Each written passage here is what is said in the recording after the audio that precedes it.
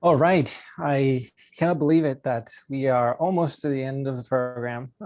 We have one more session, actually. So next week will be our just-in-time check-in about the pitch day. So if you wanted to do a quick mini practice, you can do it then, but we'll have general sort of overview of pitch day and what to expect for that. So please do try to make it. I'll send some more information about that. And you can also ask questions about the judges, who they are, and how are they going to, evaluate stuff. That's when you do it. Okay, next week. And before we get to all of that, you're gonna have to get through to. And you saw my last slide. Whoops. Our topic for today, talking about funding. And so this is actually something intentionally we put it at the end because at this point, let's hope everything else, the logic model is somewhat tight and in a better place than it was 10 weeks ago, right? That's an assumption I'm making. So now you can begin to think about how am I actually going to run this, right? Fund it. Because ultimately, it's going to, you're going to want to continue it, make it sustainable. So these are questions that today we're going to be discussing further. And I'm hopeful you guys will be able to ask lots of questions about this because you all have different programs and different needs. So hang in there. Okay, so some quick reminders. So pitch day is fast approaching, May 15th. I sent you all the order through the calendar. Check it out. Amanda, you're up first, I believe. No pressure at all. It's actually, again, low stakes, low pressure. We were talking about that a little earlier, okay? This is gonna be fun. And if there's anybody you want to invite to selectively come into the Zoom room, please just send me their name and contact information, the email, so that I can invite them, okay? If you can do so this week so that they get the invite. Of course, we're all there to cheer you on. So please make sure you let me know as soon as you can. And then, as I mentioned earlier, just in time pitch day review. So we'll go over some of the elements of pitch day. And then Amy Ains, you may remember Amy talked about presentations earlier in the program. She'll be there as well, telling you about, killer openings and stuff like that. So you want to get that, insight, show up. And then the post-program survey is due at 4 p.m. May 18th, okay? So we need you to do those as part of our funding for the program. And you need to do those so that we can also give you the funding, the remaining seed funding that you all have as well. So I haven't sent this out yet. So, but when you do get it, just keep in mind May 18th, okay? All righty. So if you wouldn't mind, if you're unmuted, if you can mute yourself, that'd be great, so that you don't spike too much. Okay, so I want to get going. So again, the pitch deck, I think all of you are in pretty good shape by now, but very quickly so that we're all on the same page, who are you, frame the problem, the solution, the landscape, better, different, how, okay? The traction, and this is a big question for a lot of you, traction, what is that? Anything that is supportive in terms of what you've done so far, how far along in the program are you in the building of this, okay? So it could be something that you've done a survey, you've surveyed some people and they've said blah, right?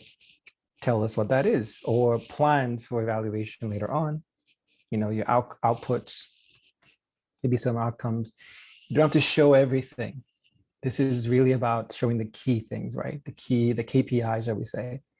So you only have like 5 to 6 minutes total time. All right. So it's going to be, you have to be picky about what you show. The funding model, which we'll talk about today, the team and next steps, they're self-explanatory. And you saw Matt's preview last time, how he did it. Okay. So this is the pitch deck.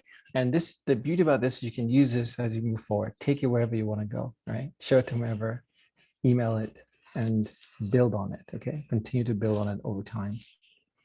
So today we're gonna go over the org structure, fundraising, grants galore. Yes, we're gonna get into grants, okay? I promise you it's fun, it's a lot of fun. And then management and reporting stuff. Okay, some people are like, oh goodness, no, it's okay. And then some discussion in terms of what's your funding model, okay? So if you can chime in. So the obvious question is, I'm assuming you all need funding, right? And the question then, the counter question is, what do you need funding for? Okay.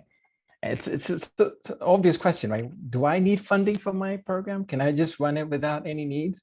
So Amanda, for example, if I was to ask you, what do you need funding for your program? What would you say? I would say that I would need funding for building my website, to promote the program, and possibly for creating high quality videos to disseminate the participant stories, things like that. Exactly, right? So this is for your logic model. I'm going to try and connect all the dots now for the logic model. Your activities, this is where you look at your activities. Which of them require funding, right? Making the video, sure, right? You can have some volunteers, maybe you're going to pay them a little stipend or something, right? This is when you start building that and you see, okay, I need funding, especially if you begin to, if you see there's a problem solution fit, for example, and you want to scale, then you say, okay, how do I scale this, right? So that it can build on this. But I think you should ask yourself that question genuinely. Do you need funding, and do you need it now? Right? Because this is also a time specific question as well. Okay. Don't be afraid to ask yourself that question. People assume they just need funding. You don't necessarily need funding. And then after you go through that, then you got to think about, well, am I just gonna just accept money and funding? No, you're gonna have to be some sort of structure. So the question then, what type of entity should you use for your project? Do you even need an entity? All right, another obvious question. Sometimes maybe you don't need an entity to get started, and we'll have a case study. I'll tell you a story of my own personal experience here. But I think you should be asking yourselves these questions. For those of you joining us, we've just went over this, do you need funding? And then we're getting into what type of entity do you need for your project? And there are many, okay? Don't get nervous here. There's lots of them. And we're not going to go through each one because I encourage you to go and look them up separately. I will explain a few of them, but you can imagine for given the type of structure you want, there's a specific line essentially for each one. And today we're going to talk about number 1, 3, 6, and 7. So sole proprietorship, LLC, fiscal sponsor, which I don't know if any of you have heard about fiscal sponsor. It's a unique way to do that. And then a nonprofit, and something that most people have never heard of, an L3C. All right, a low profit LLC. They do exist. All right, few states have it. Few states, not many, but I will briefly sort of mention a little bit about it, but I don't want to sort of confuse you too much. Okay, that's why I'm not going to go into too much detail about it. So true or false? Nonprofits can't make any money. Okay, so if anybody want to take a guess? Let's see, who can I pick on? False. False. Okay, I'm hearing false. Anybody else? Anybody who's counter to that? Anybody thinks it's true? There's a chat. Let me see chat. False. Okay, I'm hearing false. Okay, exactly. It is false that nonprofits cannot make money. Indeed, you can, right? The issue becomes in how you use it. It's all about how you use the funding, okay? And then does it tie into your mission, right? This is a nonprofit side. So you would have, that's how universities like Harvard, for example, like richest university in the world is a nonprofit, all right? Think of that, right? You're like, what? Yes. And there's some really big nonprofits out there that are making quite an impact and funding at the same time, because you need to survive, right? That's the reality, you need to survive. So, but there are many things to consider, right? As you think about funding, liability is a huge one. Flexibility for your entity, what type of structure do you want? Complexity as well. So all of you are busy already doing a bunch of other great things. But the minute you start accepting funding, things get complicated. Okay, so the question is, what structure do you want, right? And you open yourself up to many other things in terms of liability and other like challenges, shall we say, as soon as you start accepting funding. Taxes, in fact, those are due, by the way, May 17th. So you got to worry about those too, right? And then control as well. Are you the type of person you want control? This is my thing, right? With a nonprofit, that goes away. No one owns a nonprofit, okay? And I happen to love that idea. So then you're all in it together, okay? investments, and then there are all these regulations that you have to worry about. Now, at this point, if you're already flipping out in your mind, don't, all right? These are things that I want you to just keep in mind because they will come in time. They don't all show up at the same time. They never do. They slowly creep in one by one over time, okay? So the sole proprietorship I mentioned earlier, so the key thing here is that there's no distinction between you and the business, okay? And you can imagine there's a inherent risks here, right? So the business debts, losses, liabilities are all on you, all right? And so if you want to check out these details, and they do go into some examples, the SBA, the Small Business Administration, has these beautiful examples that goes through and explains all these different entities. So this is very common. You see this a lot where it's a sole proprietorship, very early stage. You basically file taxes as yourself and so forth, okay? The LLC, which you'll hear quite a few, the small businesses, for example, so you basically taking advantage of separating yourself from your business. So that way your liabilities, right, in your business don't cross over to your personal assets. And that can be helpful, right? You want to separate yourself so that you have separate bank accounts, everything is separated, vehicle, house, savings accounts. In case the site goes down, you are protected from bankruptcy and lawsuits and so forth. And there's a process to setting this up, right, which I won't go into much detail. There are fees involved, right? And for each of these entities, yearly paperwork that you have to complete to be in compliance, right? You're paying taxes. Each state has its own fees as well. As a nonprofit, as a full profit, you end up, I think some places like Massachusetts, you pay $600 a year to just hold that status, to keep it active, okay? So all these things you have to worry about, and it comes into that, do I need funding, right? It costs money to get money. Remember that, it costs money to get money, okay? And again, the assumption here, you're assuming you want to be an entity. Maybe you don't want to be anything at this point. You just want to be a blog on the online. At that point, you don't need any infrastructure at all, right? So again, you have to think about what is that you need in this framework. Another entity that most people don't really hear a lot about is a fiscal sponsor. So let's say you really don't want to deal with all those headaches I just mentioned. Okay, I don't want to do the paperwork. I just want to do the work, right?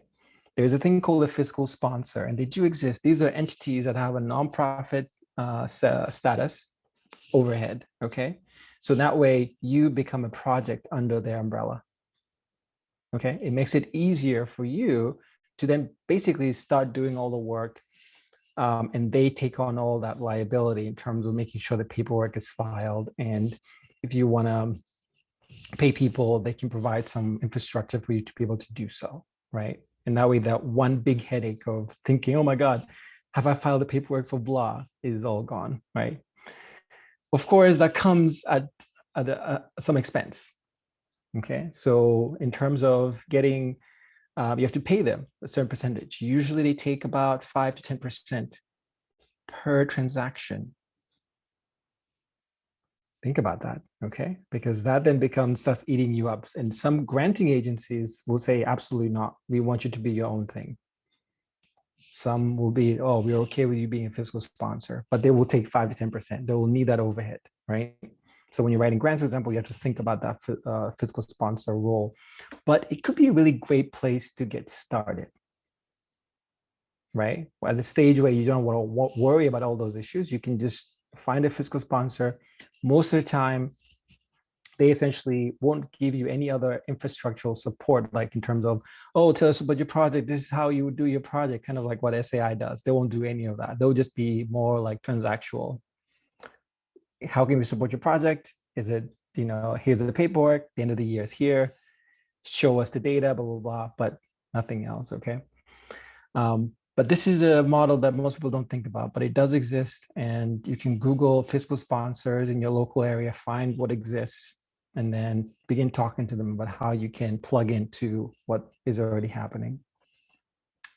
So now the nonprofit types, this is one you probably heard the most about. So SAI, for example, is a nonprofit 501c3 organization, but they come in also different flavors as well. And it can be very painful to go on the IRS website and look that up, but they're all there. So it can be a church or religious organization, Private foundations as well, there's a category for those. So they give out funding mostly, right? Their funding is coming from like 1 or 2 people versus small donations from a lot of people. And there's a different category under the 501c3 IRS code to identify yourself. Or if you're a political organization, right? There's a code for that, and other types of nonprofits, and there's quite a few. And you just have to read the details to figure out which one is right for you. In the document I shared with you, Google Doc files, there is an example of how to set up a nonprofit. For example, that's already there. You can look at it as an example from one of our fellows last year, I think, that had listed everything in detail of how they set it up in California. Okay, and each state is slightly different. So you have the federal thing, and then there's a state thing that you have to do as well, the paperwork for it. All this again, hopefully you're not getting scared like, oh goodness me, this is too much work. You don't do things overnight. You do not do things overnight. You start slowly. You find people, you plug into what is already existing. You don't have to reinvent the wheel at all.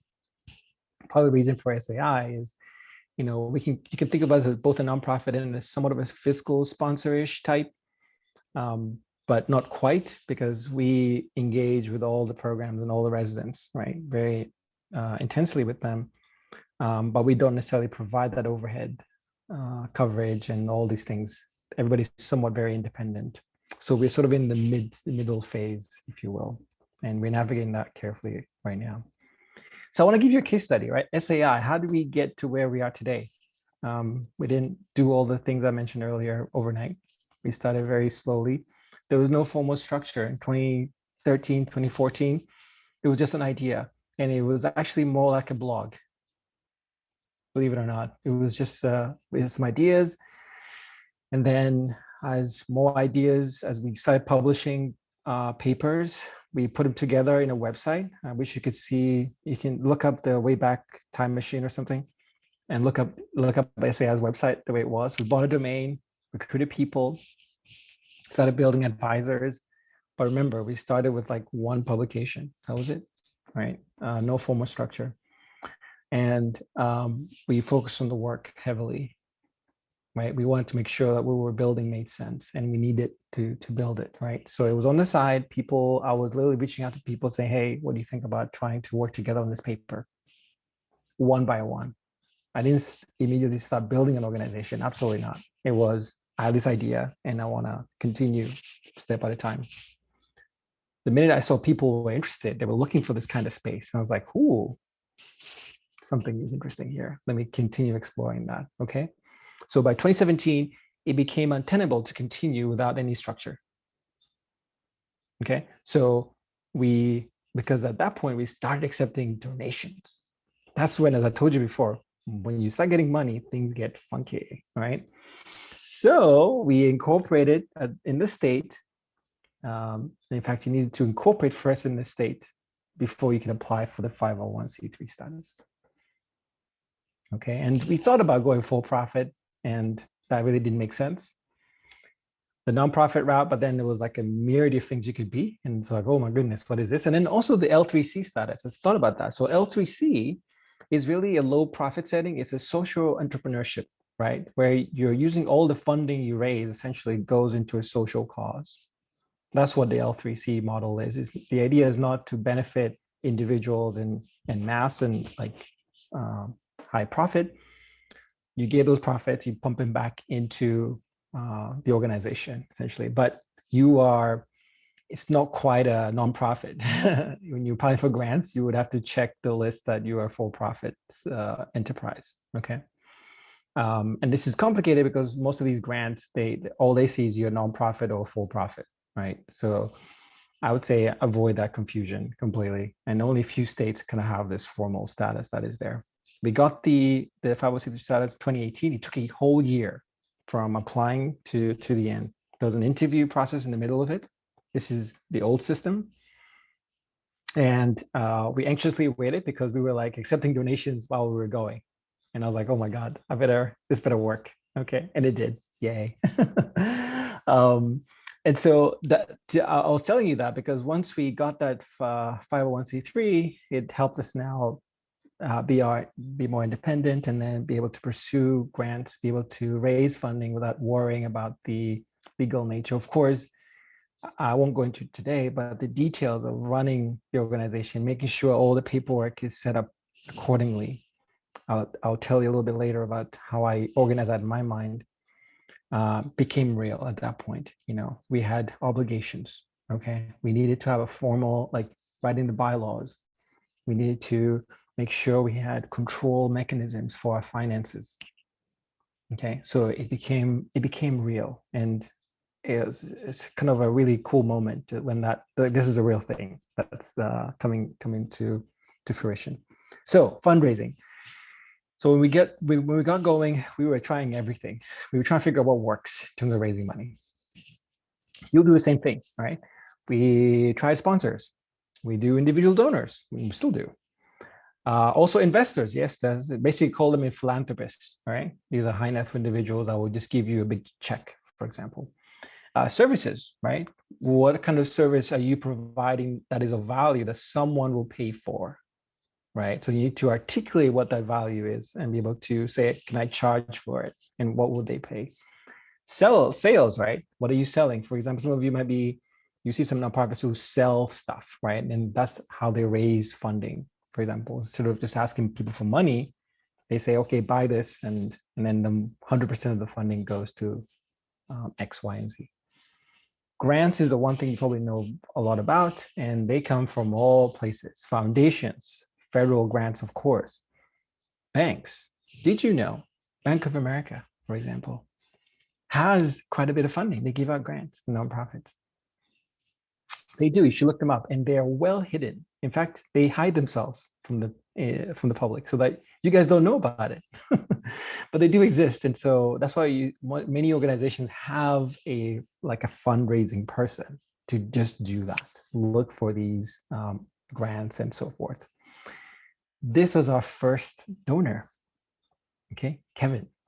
And it was just someone that I fondly remember. And I remember the first payment came through PayPal. I remember the email, and I was like, oh my goodness. And it was about $150. Okay. And that set us in motion, right? It was like an actual first one that I managed to get. And so he's been fantastic, and he has his own nonprofit in Uganda. And we continue to stay in touch and keeping him posted. So remember your first donor, whatever person you get, remember them. This is my wife for all of you that are interested. So the early days, it was just one project. In fact, it was the Stories in Science, the journal Stories in Science. We did the Kickstarter. Some of you may be aware of that. Kickstarter. PayPal was kind of our mechanism to get people to donate. At that point, remember, we don't have a nonprofit status. So in theory, people can still donate to you, even if you don't have nonprofit status. It's just that they can't get that deduction, right? They can't claim it in their taxes. That's the thing. But most donors kind of want that. They want that. Even if they're giving you $5. They want to get that sort of reassurance that if at the end of the year, I can go and request that I get this back. Patreon is another one for those of you who are more artsy and creators, podcasts, you can do the Patreon. And that's a really nice system because you can get subscription-based stuff where people subscribe to getting access to your content, whatever that may be.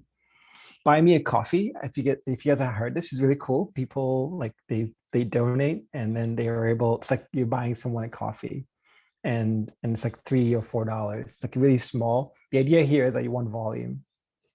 If lots of people do it, then you get that support.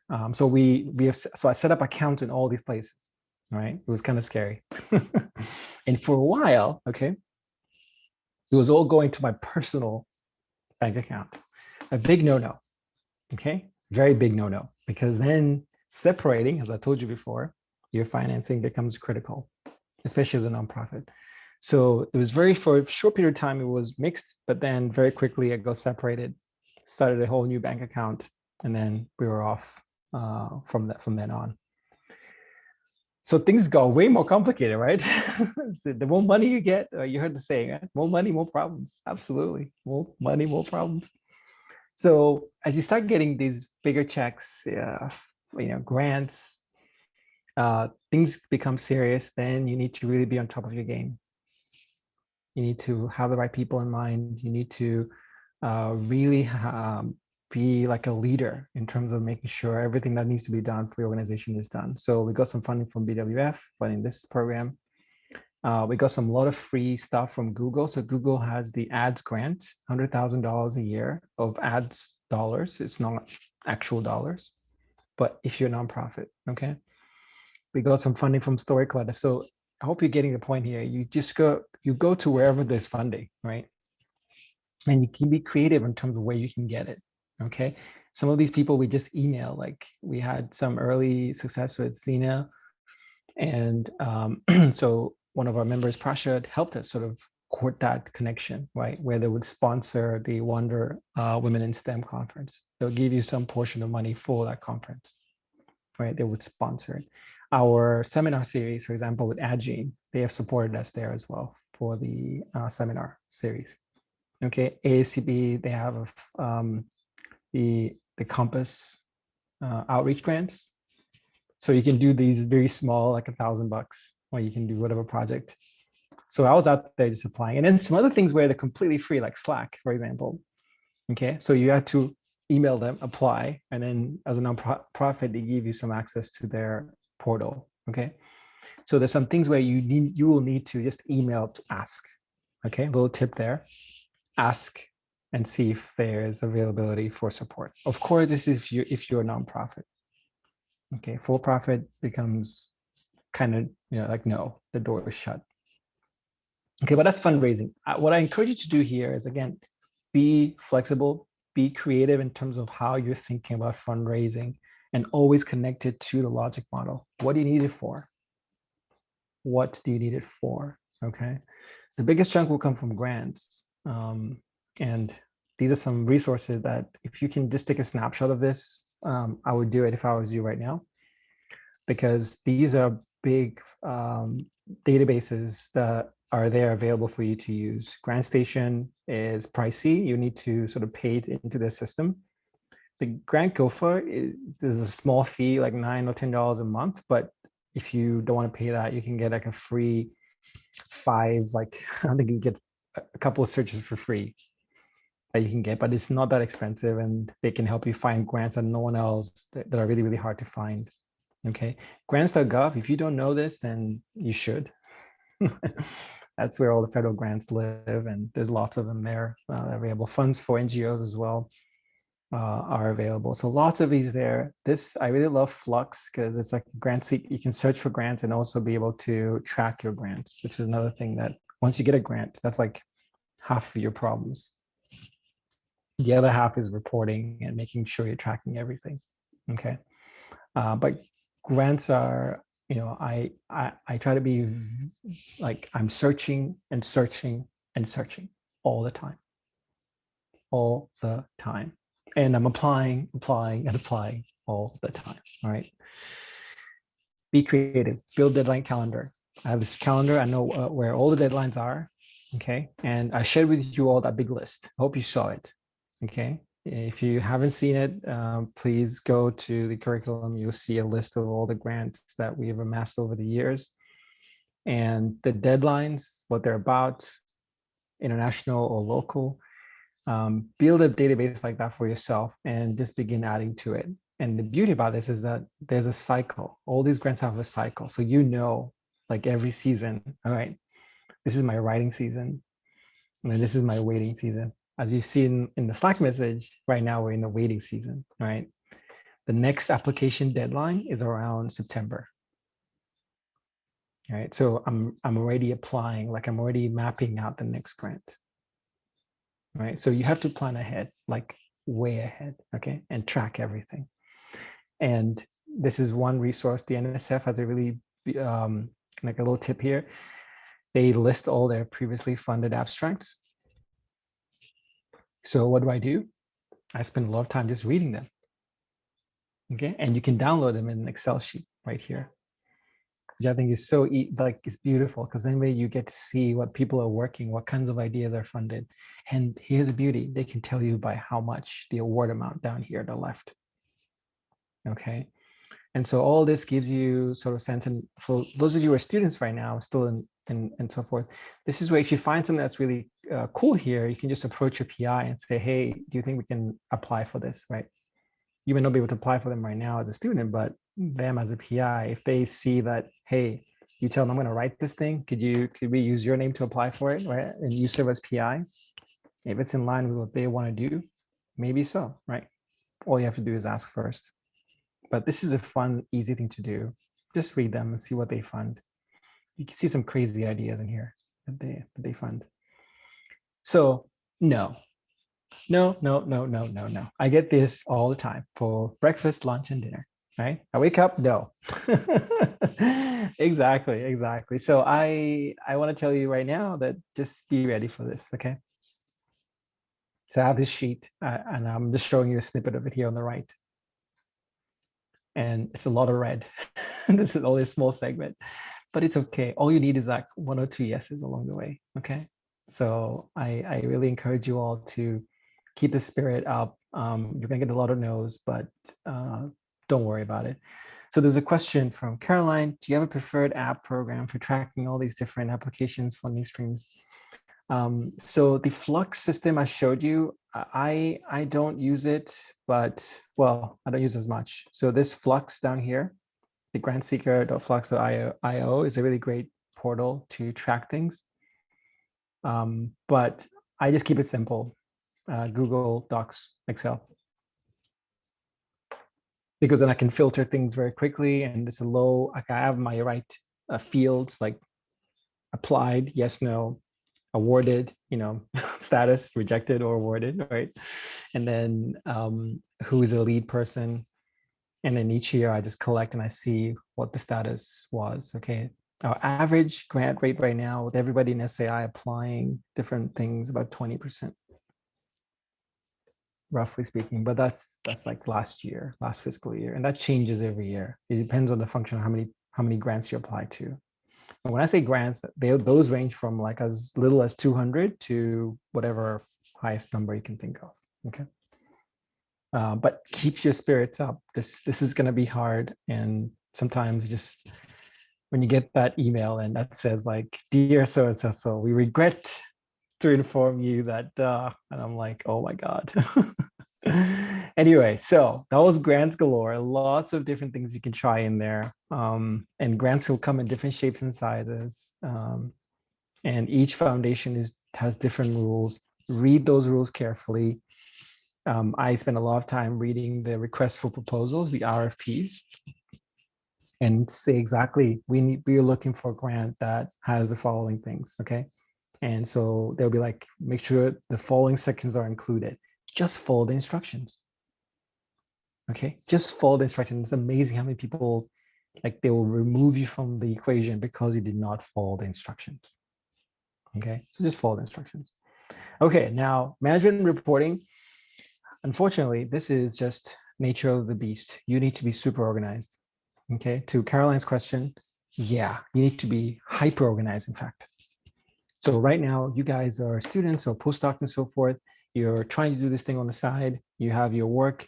You need to be super organized. You need to set times for you when you know what's happening. Like I'm working on whether SAI or I'm working on my work, or I'm relaxing, okay, and not doing anything else. I tell you that because you'll find yourself in a situation where you're doing so much and it's hard to keep track of things. And if you have set times for things, it helps. It helps a lot. Okay. So with respect to your financing, because today is about funding, you got to know your numbers. Okay. Know them, study them, know them every day. Okay. Bank balance, money coming in, money going out. Okay. So some of you may not get a full, like a whole bank, but you can do PayPal. They have you can have like PayPal as a kind of an intermediary where you can store funding. That way it's separate from your personal account. Might be connected, but it's separate. That's another strategy you can use right there. Because that way, if you raise funding, you can send it there and not send it to your personal account. But you got to know what's happening. That bank balance, track everything, literally everything that goes in and goes out. Okay. No fancy software is needed for this, but it's as simple as what's going in. Okay. And then you're able to calculate how much is left, your bank balance divided by your burn. So how much per month are you spending? And so you can figure out your runway, how much money is left. Should all funding cease to come into your organization, how much money do you have left before you shut down? Good to think about right now, because once you start getting big traction, you kind of want to have that foundation already set. So think about it now. So again, know your numbers, okay? Know them inside out. And I'm telling you now, because later, and this comes in whatever you decide to do, okay? Let's say you're gonna run your own lab, right? Later on, same thing. You gotta know your numbers. You gotta know your numbers. Business or anything else you end up doing later on. So you really keep that in mind, because most people don't wait too late before it becomes a problem. So what you're seeing here is the whole SAI infrastructure.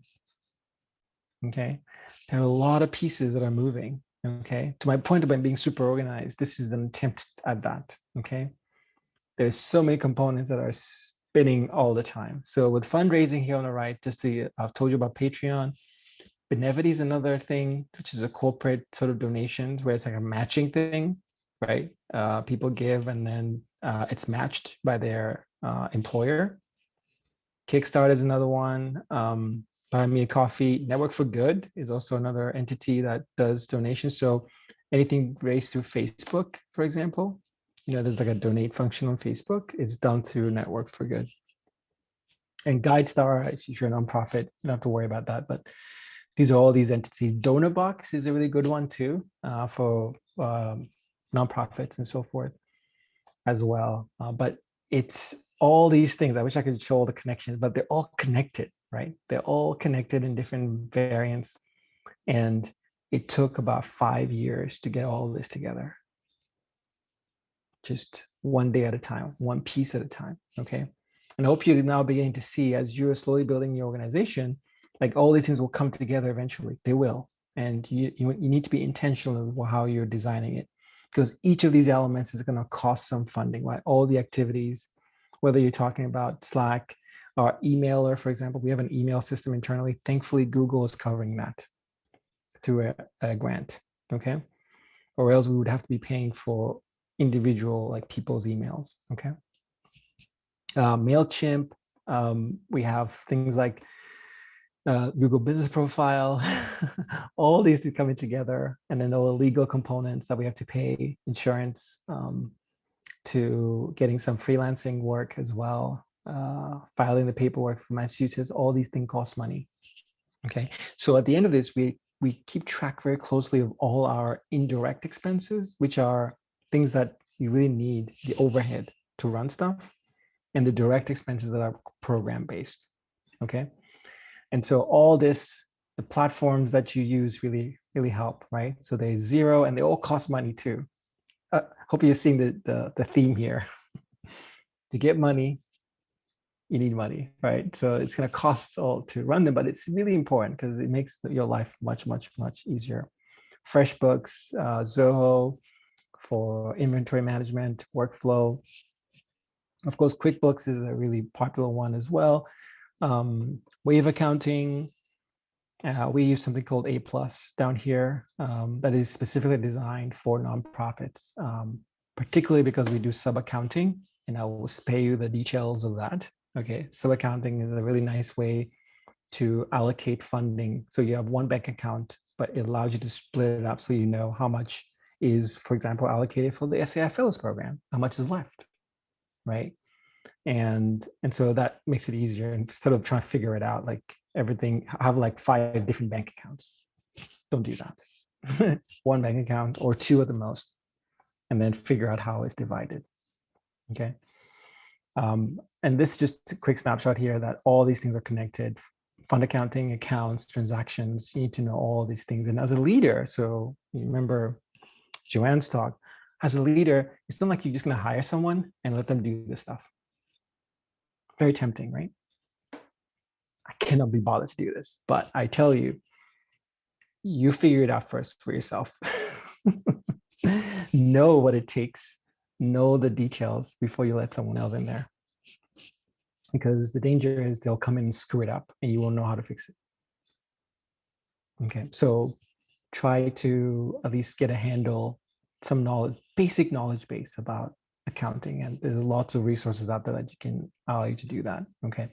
This is SAI's infrastructure. I didn't know much about financing when I started. I just learned along the way. Okay. And turned out I loved it. Don't tell anyone. I ended up loving it because I'm not really sure. I think it was because it was connected to the mission that we were building that it made sense to me. It wasn't an abstract thing that I just, oh, I had to do this. Like, I get why we need to track every single transaction. Like, every PDF of every transaction is stored. Okay. So Noel, whom some of you have interacted with, helps with this function. So ultimately, anything that comes in, anything that goes out is recorded. There's a bank record somewhere. And so this is our central accounting system that takes place here that our board has access to. And also we have access to, we can run reports literally across domains. We can see the SAI Fellows Program, how much is made. We can see the grants, how much of each is left. Do we have money? Can we do budgeting for next year? And so later on this week, you can look at the SAI operations folder. Are you guys in there? Oh no, you're not there. Anyway, the budget that we put together before the beginning of next year, we start doing that, right? It allows you to do that and plan ahead. Okay, and you make projections and say, do I think we're going to be able to run the fellows program next year? Assume that there's no new funding, right? So these are things that you begin to think about. And of course, does grad school teach you any of this stuff? No. No, they hope you just absorb by osmosis, and by the time you finish your postdoc, you go to a department and they'll figure it out for you. Sure, but you miss out on learning so much, right, from all these components. And this is a quick snapshot here, just telling you that we're very religiously tracking everything. This is from last year. Very simple. What's coming in, what's going out. Simple as that. And we do it even by quarter. Okay. The fiscal year for SAI begins in July 1st. So we are actually almost finishing this year. Okay. This is the end of our 2 more months to go before we finish up this quarter, fourth quarter. Okay. And the beauty about this, so every quarter I send a report to our board of trustees. Okay. They are fiscally responsible. The board is fiscally responsible. Okay. They have fiduciary responsibility to make sure that our financing is good. Should anything go bad, the board, and I'm the chair of the board, because that's the founder, you end up being responsible. So things like this, where you do quarterly check-ins, is very critical. But you have to go beyond that. We do weekly check-ins with Noel. And okay, what was the expenses from last week? Where are we this week? What's missing? How do we categorize this expenditure versus that expenditure?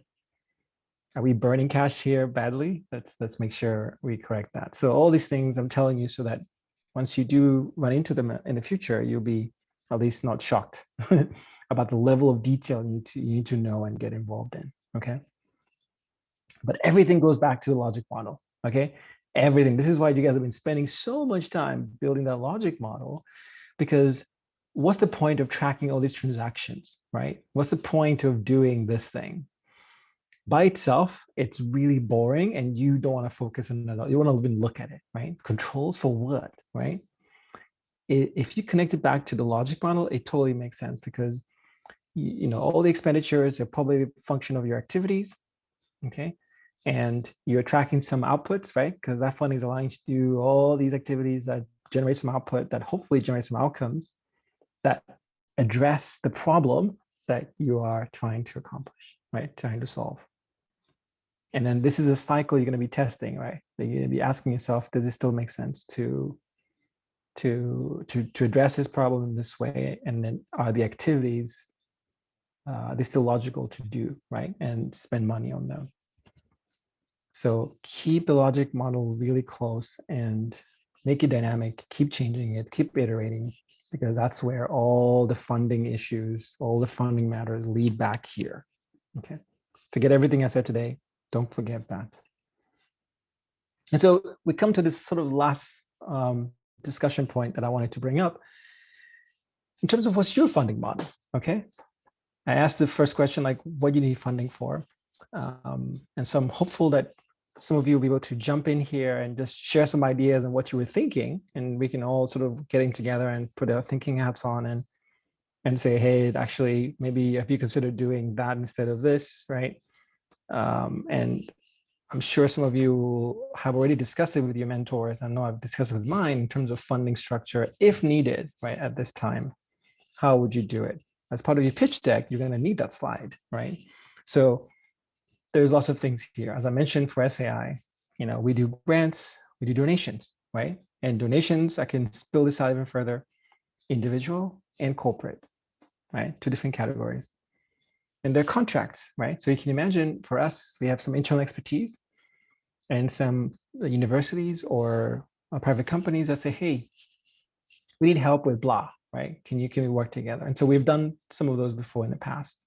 So that's a model you could use, a funding model, to say, actually, that's really cool. We can go and approach a department maybe, and they can give us a contract to do X, Y, and Z, right? Sponsorships are also an easy one. So you go to a company and say, listen, we have this seminar or we have this event. Are you interested in sponsoring it, right? You have to connect as to what that event is and why it's important, of course. And again, sales an easy one. Question is, what are you selling? And why would anybody want to buy it? Why? Don't assume because you built it, they'll come. Absolutely not. Or they'll buy it. Absolutely not. You need to kind of pitch it to them, right? And now the question is for you guys, right? What are you thinking about your funding models and whether you need one at this time, right? So I'm just going to call on people, and if you don't want to say anything, just say pass. All right. That's where we'll do this. Let's start with Caroline. You're in the dark somewhere. Hi, sorry. Can you hear me? The mice needed dark. So that's why I'm in the dark. we can hear you. We can hear you. Go ahead. Okay, great. So my initial thinking is actually something like sales. So I have experience hawking my wares at conventions and distributing through some smaller distributors. So I don't know, maybe some people are familiar with this this business called Two Photon Art, where they sell a lot of like cool pins and t-shirts and jewelry that are all very science themed. So I was thinking that that would be a way of raising the amount of money I need to say buy creative materials for students. My whole project is like workshops, and also paying for guest scientists and artists. I think also these sort of pins and stickers and patches, they also help just raise awareness of what you're doing. And I don't really need a lot of money, and you can turn a fair profit if you just order a bulk order of like 200 pins and sell them for whatever, $10 each. Yeah, and I think to add on to Caroline, so you're training, your model can even be like per seat, like you're gonna have a certain number of people, like students signing up, right, for the course. So you could imagine approaching a sponsor or something, say, hey, we need funding, like X amount will support 5 seats, right? 5 middle school students, right? And you can frame it that way, and that's I think could work as well on that. Thank you for sharing that. Yeah, I like that. Yeah, Amanda, what's your thinking in terms for your program? Yeah, so I think starting with like mission and values, something that I've always been interested in is this kind of combination between research and practice and research and training. So I know that the evaluation component and publishing research based on how the programs work and how they're evaluated is really important to me. So I think in addition to producing scientists who are better storytellers and helping them produce stories, something like the sort of nonprofit route where the scientists don't have to pay to receive this training, they would essentially be able to do it for free, prevent some of that hesitation from them from signing up, as well as providing the funding to kind of analyze the results of the program itself. So I was thinking of mechanisms like the NSF grants and things like that. Cool. Lots of different components there that you can tap into. So great thinking there. Robin, what thoughts? My internet has crashed like 5 times. Hopefully you can hear me. We can hear you. Okay, right now, I have a lot of friends who have been very useful. Like I have a graphic designer, I have a reporter, I have someone that's designing a website. So I haven't had a need for funding just yet, but I mean, eventually, maybe grant and donate direction. Great, great. So you broke up a little bit there, but I think you were saying something about you don't need funding right now, but you may need later on, grants, donations, and so forth. Great, exactly. So Kate, so you're right? Grad school has lots of accounting departments. They do. The downside of that is that then if they do everything for you, you might not know what's happening, right? I find the faculty that kind of know a little bit, just a little bit, they can. But if you talk to them, they're really good at explaining it to you. And then you realize like what a 2.5% like overhead fee actually does to the balance sheet. So exactly, right. Lots of reasons to make friends with any accountant who will give you the time of day. That is absolutely right. And this is where, as you guys grow with the organization, so wherever you go, right, find that person whom you can ask. We have someone as well, a financial advisor that I think to the same point, like what is our overhead, like 20% versus 30%, what's that going to do, right? Being able to absorb grants and manage them. So, but Kate, tell me, for your project, what are you thinking, your funding model?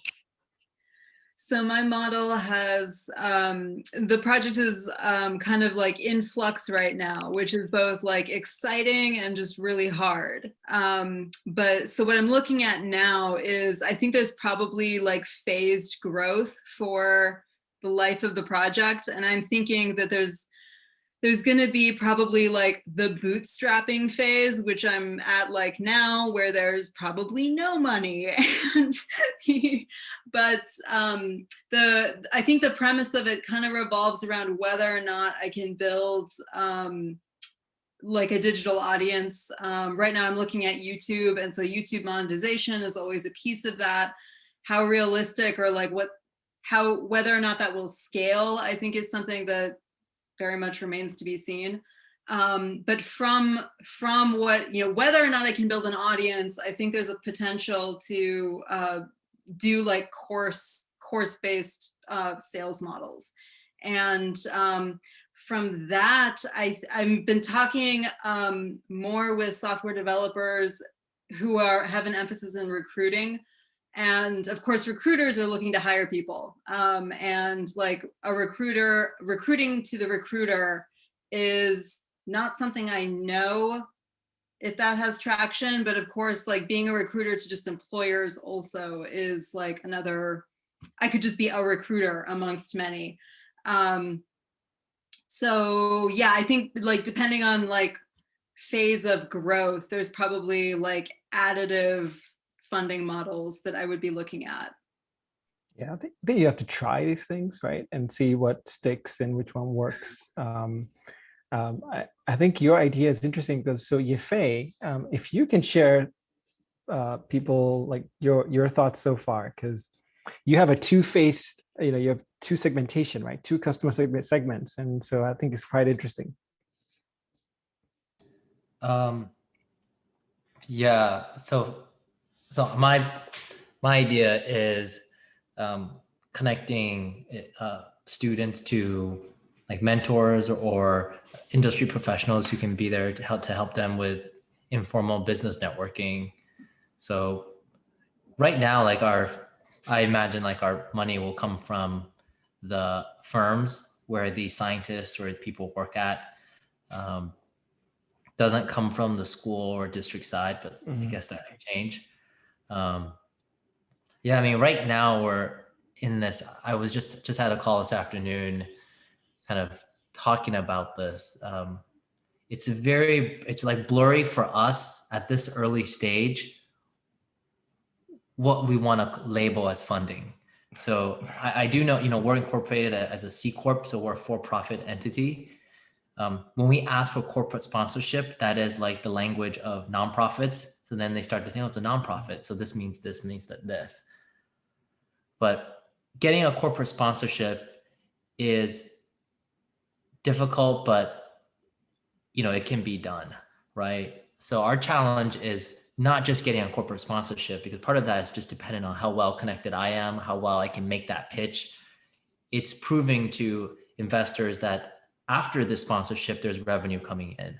So if you're a for-profit entity, I'm thinking also about what are the signals for this to be financially sustainable. I can get grants, I can get those corporate sponsorships, but usually, you get those for like a year or two, and they go away. So for me, I'm like trying to think like, am I asking for corporate sponsorship, or am I just really asking them to pay me, year to year? And that labeling, how I signal that, is something I've been thinking about. Yeah, that's a good point, that if you're a C Corp approaching the organization and say, we need funding, they're thinking you're a nonprofit, but then you have to like, no, we're not. And so in that case, they're expecting a return on their investment. Are they investing in you at that point then? Yeah, so there's a term I recently learned. It's called, there's a HBS case on this. It's called something of a research customer. And I think in the life sciences, they do that with hospitals. Like hospitals would pay a company to be a research customer, meaning that the hospital will pay the company for, building some new drug or whatever, or some product. And then the return is that their feedback, their input is used to develop and shape the product exactly to the specifications they want. It's almost like an RFP. Like your customer is saying, I want XYZ, and you're saying, I'm going to fulfill that for you. That's a research customer. So we're thinking like, is that really where we're going with it? But then the trade-off is you can't do that with like many customers. Otherwise you'll be pulled in different directions, building like 5 variations of the same product for each of those customers.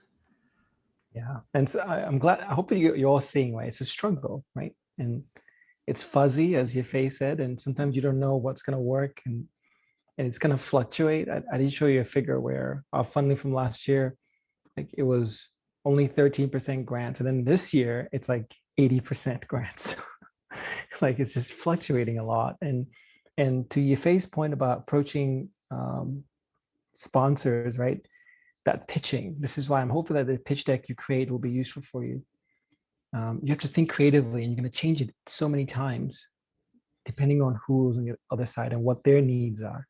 So understanding your value and their needs can help you sort of make that connection. So I think don't stop experimenting. Keep trying. Some things will work, some won't. Actually, the majority of it won't work, in fact. Okay, and I do have one last slide I want to show you with this idea of hypothesis testing. Is there anybody else that wants to share their thoughts on their funding model or ask a question?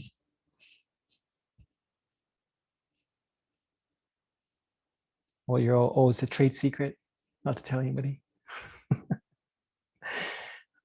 But there are various models out there you can try. If you guys want to check out Steve Blank, he's a really great sort of speaker on this topic as well, thinking about business model canvas, okay, on how you articulate and pitch different ideas, and then articulating your values, articulating what is it that, like, why am I having you pay for this, right? It's really critical. We have had some people, to give you an example, where they have asked us, why don't you charge the fellows a small fee instead, like flip what we're doing right now, right? And so that changes the whole dynamic, right? And so that's something that is out there, food for thought, right? Because it is sustainable that we are paying out all the time. Maybe you do half and half, I don't know. Maybe you do some scholarships, maybe, right? All these things that you're just trying out. It's like experimentation, see what works. Okay. Okay, I do have one last slide. So one aspect as well is you're designing for impact, right? So there'll be some variables that you're tracking, and there'll be a change between 2 time points. All right. And as we talked about in lecture 2 and 3, it's about how much of that change is due to what you are doing. Okay, so remember, everything goes back to the logic model. Funding, valuation, doesn't really matter. So keep this in mind, right? There will be some delta that's there, and attributing that delta to your project is your challenge. And it's very difficult. And especially as people, after they're intervening, after your intervention, for example, they go further and further out, it becomes more difficult to associate any change to you, right? So you have to keep that in mind. And then finally, this is something that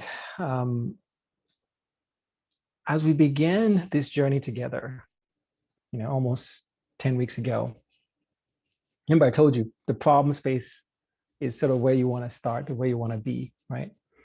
And then the solution space as well. The two of them have to talk to each other, that you need to be back and forth as you go through this. So I figured this is actually an interesting way to look at it. So as you're trying out different hypotheses for your problem, let's assume, even if it's a problem space, you can even switch this hypothesis space to problem space, whatever have you, it doesn't really matter.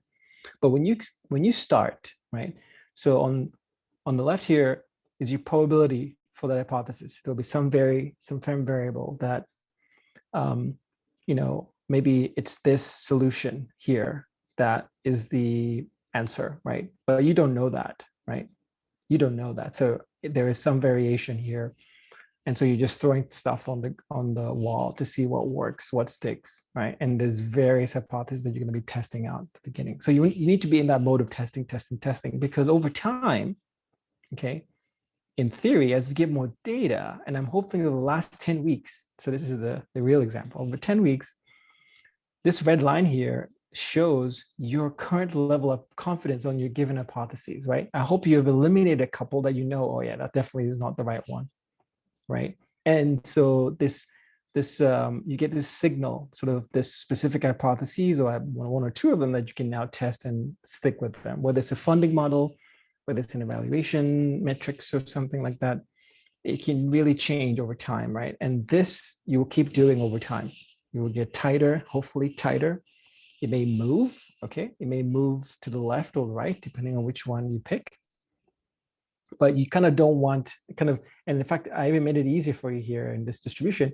I can even just draw on a flat, whereby you don't know, you have no idea, right? You have no idea which one is right.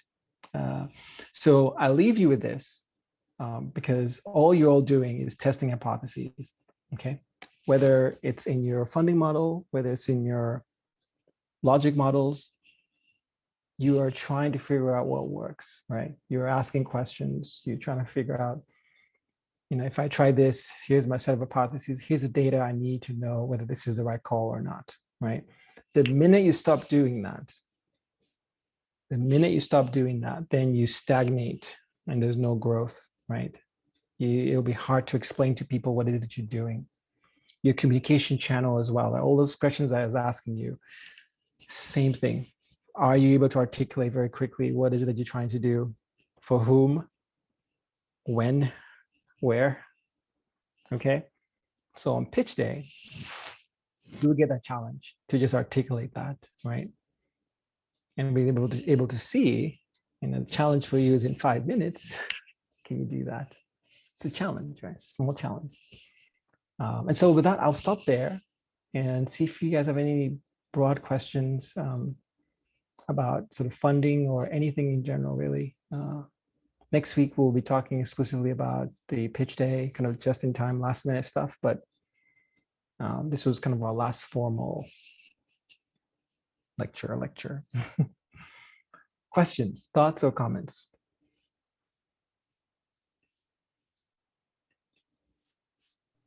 I have a question.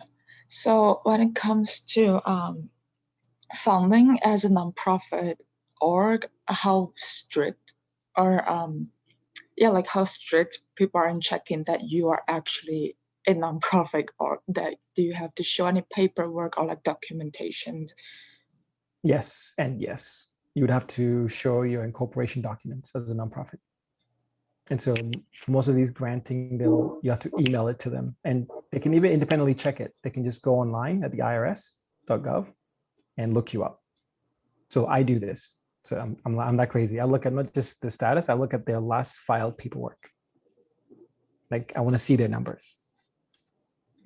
So if you are not a certified nonprofit org, does that mean that the opportunities for funding will get decreased a lot?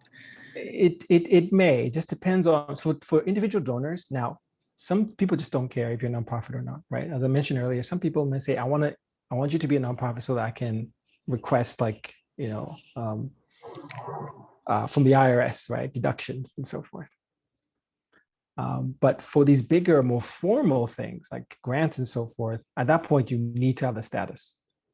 Absolutely. Or some status. Like YFA is a C Corp, as a sort of for profit, you can apply for NSF grants. You can, right? It's just the opportunities are way less. They're just fewer. Most of the time, they want you to be a nonprofit university or something like that, right?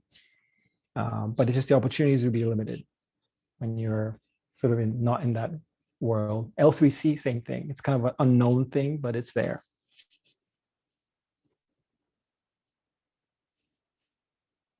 Yeah, but paperwork is huge.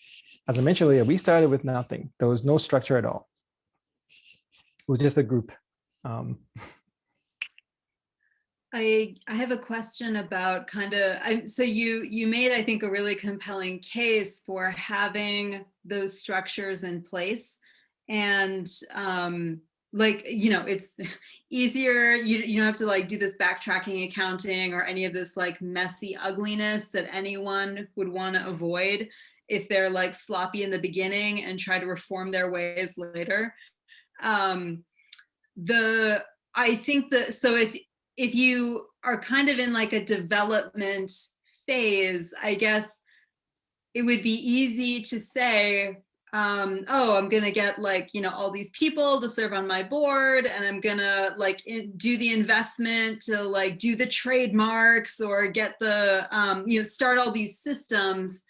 And then you find out like in 6 months or a year, like actually nobody's buying into your idea, and like you're kind of getting no traction, and you need to redo a lot of at least your like external facing pieces. And so are there like, obviously taking money from anybody, whether that's donors or grants or sales, like these would all be kind of big milestones, but yeah, I guess, are there other, there's like the first sale, and if you never get another sale for like a year, like you're kind of still not in business. And if you get one donation, that's also not quite a proof of concept that you might hope for like scaling purposes.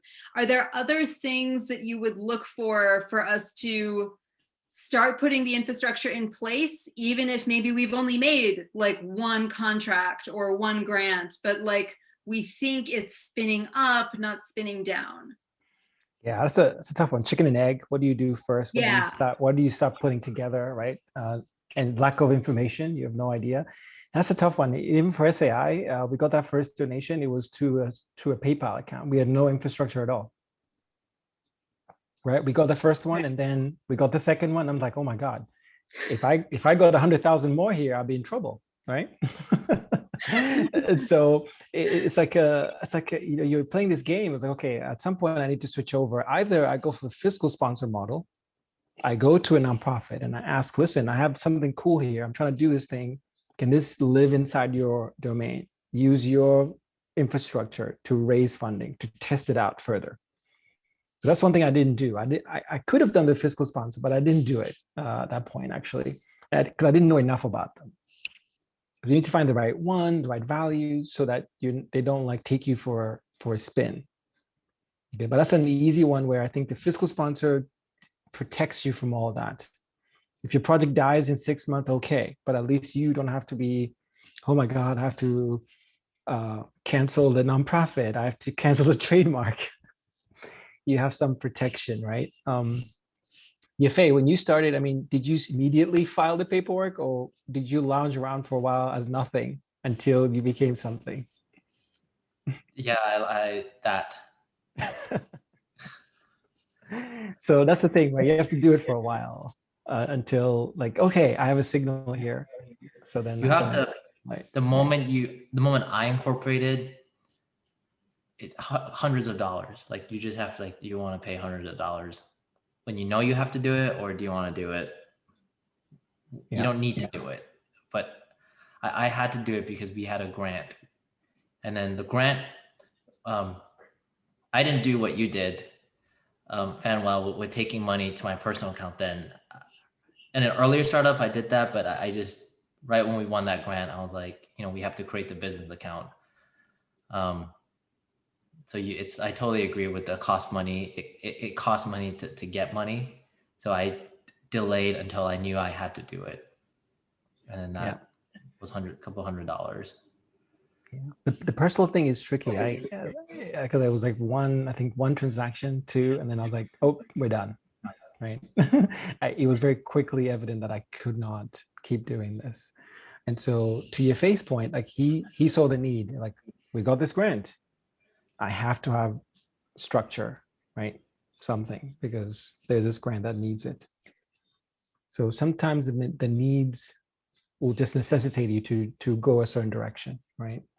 If you don't want to do any of that, fiscal sponsor, I think, is a nice way to get going, to sort of cover you for that for the time being, as you amass more data.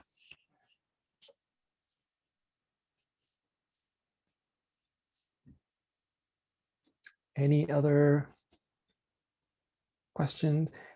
Don't be nervous. I mean, ultimately, you're going to learn a lot. I started with like just me trying to figure everything, the accounting, like the Bank of America separating the bank accounts. It was like, okay, Bank of America minimum is 3,000 for it to be free. So if you have less than that, they will charge you a monthly fee. But I don't have money to charge. So you're like, oh God, what do I do? What do I do? So these are things that you have to weigh out as you're there in that moment, trying to figure out. But if you can separate the accounts, do it as soon as possible so that you don't sort of run into that issue of trying to separate them after the fact. I had to separate it after the fact, and thankfully it wasn't too painful because there's only a few transactions. So there are quite a few, or not quite a few, but there are some online only banks or online primary banks where like there isn't a maintenance fee for business checking. And wow, once I found those, I was signing up for all of them. That EIN, that's sweet. Exactly right. So it's amazing how much time, even nonprofit, by the way, the paperwork right now is much cheaper, and the process is more streamlined. When we did it, my goodness, it was this monster application and then $600 to file, something like that. And I know for profits is way more when you're filing for that paperwork. But Jackie, yes, it's so ironic to charge a fee for not having enough money. Absolutely. For banks, that's how they make their money. You're unknown, they will charge you for that sort of convenience and security. The uncertainty. They're charging you for their uncertainty, right? For your uncertainty on that front. But once we got going with the account things, so I ended up spending a lot of my own money. Initially, I just pumped it into the organization. But it was like my investment, right? I was like, I'm going to do this because I think it's going to work. So I have to believe in the idea. If I don't want to put money in there, well, I would ask anybody else to put money into it, right? So I took a risk, right? It's a bit of a small gamble, and I was okay losing it, I guess. And it's still a risk now, right? I don't know where this is going to go, actually, but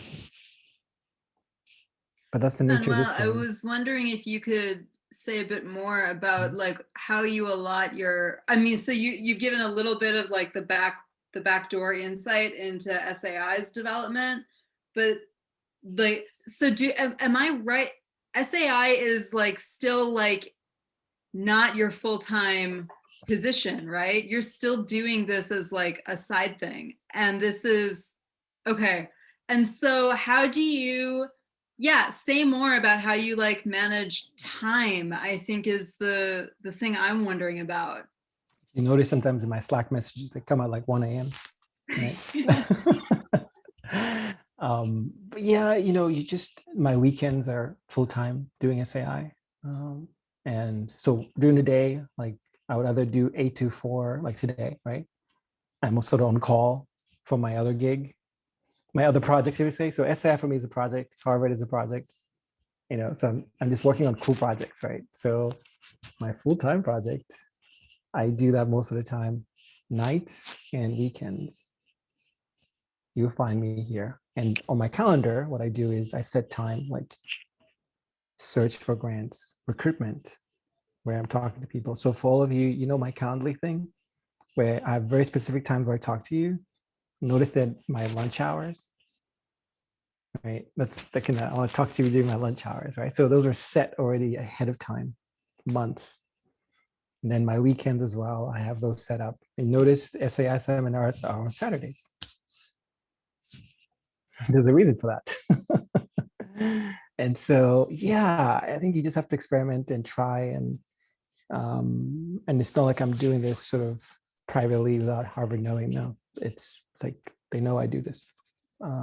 Like this is my side thing that I do. So, but it's tricky. I have to admit, it's definitely sometimes complicated when you get into the details and the time sink it is, right? I would like to have some weekends, and I do it off, right? But when it's your baby, when it's like you're building something, you see momentum. Oh gosh, I just want to be out there, like doing this, right? So that's why you guys every Tuesday at 4, you guys give me energy after these sessions. I don't know about you, but I leave them like, yes, there's something cool here. I learned something new. So. Daniel, is there an example besides SAI of, say, a STEM and formal education sort of initiative that's like killing it that you really admire? Because I guess when I look at some of these things, I'm like, is this really just a game for the young, the healthy with expendable time and income? And then once things get hard, unfortunately, they have to fold. Yeah, like what has worked in terms of, so far for the fellows, and this is something that we try to keep better track. So after you guys get done here, we're gonna keep track of you. Like, hey, 6 months from now, a year, whatever. It's like, so EFA, what's going on? How's third room? So as an example, I mean, the one that I usually use, so her STEM story, really sort of when it came into SAI, that was one of the earliest projects. It was just a podcast. Look at it now, right? I mean, Prasha, just sheer nature of her, like she's amazing. She took it from that thing, and then her time with us, we helped her continue the journey forward. And so if you look at what she's doing now, it's amazing. She's done conferences. She has a fully fledged for-profit business. Okay, she's a speaker, TEDx talk. So I think not as a project, but as an individual, Prasha, I think it's one of my sort of. I look to her, and she's an inspiration for what she was able to do. And I like to think there was something about her being with SAI, because when it was just her, she was like I consider her kind of a fellow. I was asking her all the questions I quiz you on, I was asking her. So other ones like the journal Stories and Science is doing really well. And that was another, just like a tool, like a database. And then now the main program within SAI is the Fellows program. Like we used to try to create program like tools and initiatives. And then we swapped to realizing actually the programming element of bringing people like yourself together to help them build those programs was the value, was the asset, right?